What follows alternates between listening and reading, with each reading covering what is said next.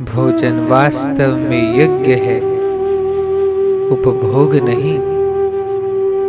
इस दृष्टि से भोजन में उन्हीं वस्तुओं को लेना चाहिए जिनसे प्राण देवता की यथावत पूजा सेवा हो सके, अर्थात प्राण शक्ति सुरक्षित रह सके। यज्ञ में उन्हीं वस्तुओं का उपयोग होता है, अर्थात आहुति दी जाती है जो हितकर हो, और हित उन्हीं वस्तुओं से होता है जो स्वभाव से सात्विक हो। भोजन कब और कैसे करना चाहिए, इनकी जानकारी भी आवश्यक है। स्वास्थ्य की दृष्टि से दिन के दूसरे पहर में और रात्रि के प्रथम पहर में ही भोजन कर लेना चाहिए। भोजन शांति तथा प्रसन्न चित्त से चबा चबा कर करना चाहिए, जिससे राल पर्याप्त मात्रा में मिल जाए। इस संबंध में किसी ने तो यहाँ तक कह दिया है कि भोज्य पदार्थों को पियो और पेय पदार्थों को खाओ, अर्थात भोज्य पदार्थों को इतना चबाओ कि वह तरल बन जाए। भोजन की मात्रा न हो तो अधिक हो, न कम। भोजन उतनी ही मात्रा में करना चाहिए जिससे पेट का भान न हो। पेट का भान न्यून या अधिक आहार करने पर ही होता है। ये दोनों ही स्थितियां अप्राकृतिक हैं। कुछ न कुछ शारीरिक श्रम बिना किए भोजन करना अहितकर है। अतएव कुछ श्रम करने के पश्चात ही भोजन करना चाहिए। भोजन की उत्पत्ति तथा उसके पचाने का संबंध सूर्य से है। इसी कारण दिन के दूसरे पहर के भीतर और रात्रि के प्रथम पहर में भोजन करना हितकर होता है। भोजन उन्हीं लोगों का बनाया हुआ स्वास्थ्यकर होता है जिनसे कर्म, विचार तथा स्नेह की एकता हो।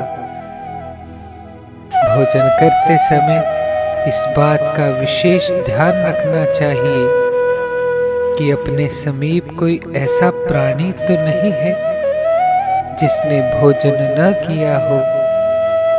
जहाँ तक हो सके बांट कर ही भोजन करना चाहिए। भोजन बनाते तथा बनवाते समय इस बात का ध्यान रखना चाहिए कि बनाए हुए भोजन में से दूसरों को भी देना है। केवल अपने लिए ही भोजन बनाना अथवा बनवाना उचित नहीं है, क्योंकि प्रत्येक प्राणी ने उस अवस्था में भी भोजन किया है जबकि वह स्वयं नहीं बना सकता था। इस निर्विवाद सत्य का सदैव आदर करना चाहिए। स्मरण रहे कि हमें जो कुछ मिला वह किसी की देन है, अतएव देने के योग्य होने पर देकर भोजन करना चाहिए। विहार मन, इंद्र आदि का भोजन है। इस संबंध में भी यथेष्ट ध्यान रखना अनिवार्य है।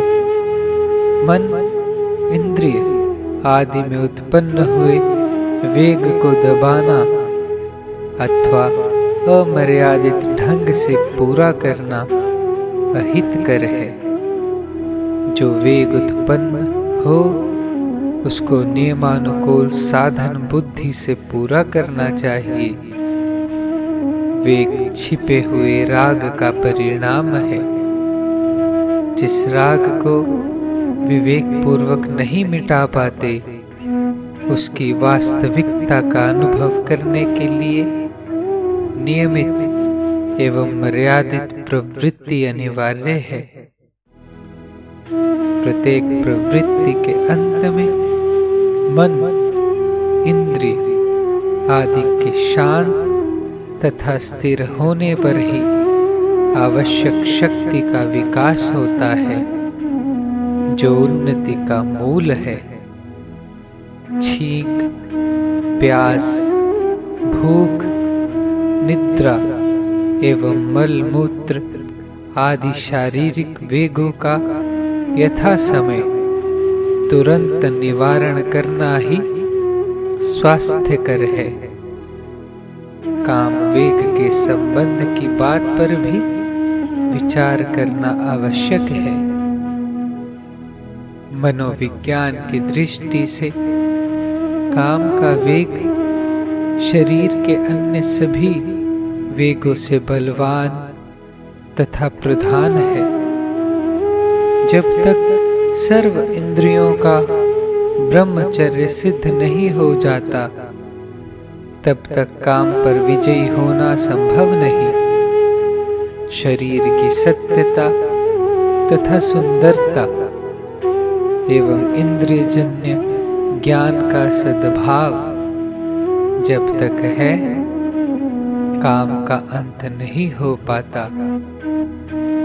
अतः काम पर विजयी होने के लिए शरीर की वास्तविकता का यथेष्ट ज्ञान तथा अपने अभीष्ट में अत्यंत प्रियता का जागृत होना अनिवार्य है। कारण कि लक्ष्य की प्रियता का रस सभी इच्छाओं को खाकर तीव्र लालसा उत्पन्न करता है। अतः यह काम का अंत करने में समर्थ है। किसी आस्तिक का कथन है कि राम की लालसा काम को खाकर राम से अभिन्न कर देती है। इसके अतिरिक्त जहाँ तक हो सके व्यक्तिगत दैनिक कार्य अपने आप कर लेने चाहिए। किसी अन्य की सहायता उस समय तक न ली जाए जब तक कोई विवशता न आ जाए। कारण कि स्वयं अपना काम अपने आप न करने से श्रम के महत्व का अनादर होता है, जिससे प्राणी आलसी, विलासी और संग्रही बन जाता है। इससे सिक्के का महत्व बढ़ता है, जो प्राणी में संग्रह की भावना उत्पन्न करता है। इससे प्राणी में तो मिथ्याभिमान आ जाता है और समाज में दरिद्रता की वृद्धि होती है। अतः स्वावलंबन को अपनाकर समाज में श्रम का महत्व बढ़ाना है, जिससे परस्पर एकता की वृद्धि और दरिद्रता का नाश होना संभव है तथा अपने को आलस्य, अभिमान एवं विलासिता से मुक्त कर वास्तविक जीवन का अधिकारी बना लेना है। अतः प्रत्येक भाई बहन को शारीरिक हित की दृष्टि से आहार विहार में संयम तथा दैनिक कार्यों में स्वावलंबी होना परम आवश्यक है।